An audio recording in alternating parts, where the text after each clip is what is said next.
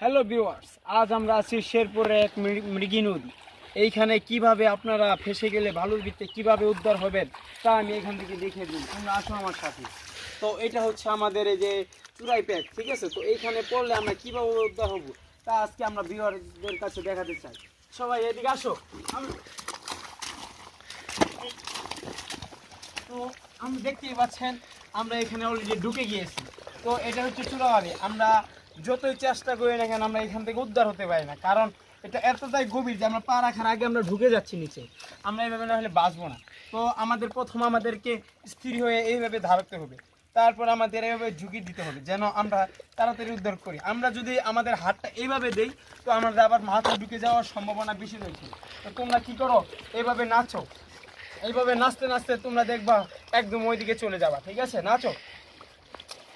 আমি ঢুকে যাচ্ছি কেন? দাঁড়ান দাঁড়ান দাঁড়ান, এটা এইভাবে হবে না, দাঁড়াও।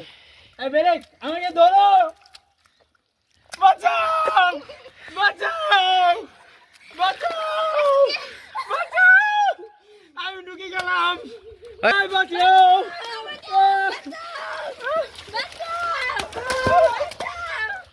Gila, Pak.